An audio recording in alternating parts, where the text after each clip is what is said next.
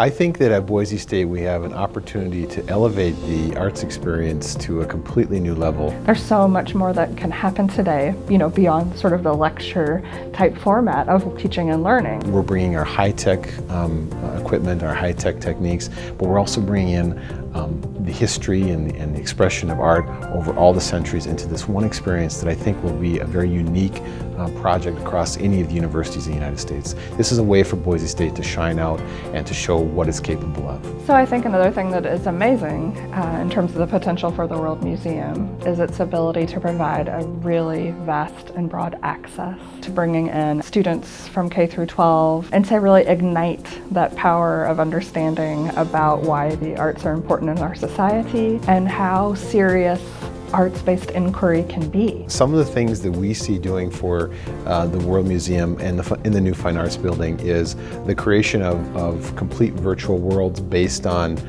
some of the masters' paintings of many years ago. Someone, for example, could walk into Van Gogh's Starry Night and walk around and see what that is like from completely new perspectives. And again, the World Museum and its potentiality plays to all of those things, with its having all the different ways that things could be interactive, whether it's through virtual reality or if it is simply being in a room with a 360-degree viewpoint of things going on and shared and being discussed. The other thing that we're particularly interested in is helping people to create their own kinds of virtual art. I think it's terribly exciting to think that painters or people who use drawing as a media could come in and handle and create, process through their critiques in this type of environment. Maybe recreating Rome, for example, as a part of a history project and looking and seeing, what the architecture of Rome was at, and then being able to physically walk through those buildings after it's being done. You could actually have students standing amidst their painting in progress to think about how the colors are playing against one another or what the content and the material of the artwork is actually saying to the viewer. We're not actually trying to supplant any current art museums or any current art exhibits. Instead, we're trying to enhance these by the technologies that are coming into play. We could have programming that would complement something that was already on exhibition at the Boise Art Museum through collaboration with them.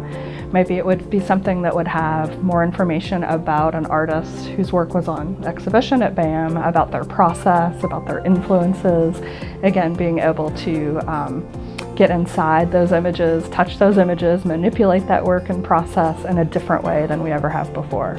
I think what this will mean to have a center like this at Boise State is that we'll, first of all, cement our position as a university which is always reaching to the bleeding edge of technology, right? And so working with the augmented and virtual reality technologies inside of this center will certainly showcase our abilities to do things that can't be done almost anywhere else in the world. So I think that it's a stellar example of how Boise State likes to think about interdisciplinary movement and innovative creation, bringing sometimes what are thought of disparate programs or partners together to make the world a better place.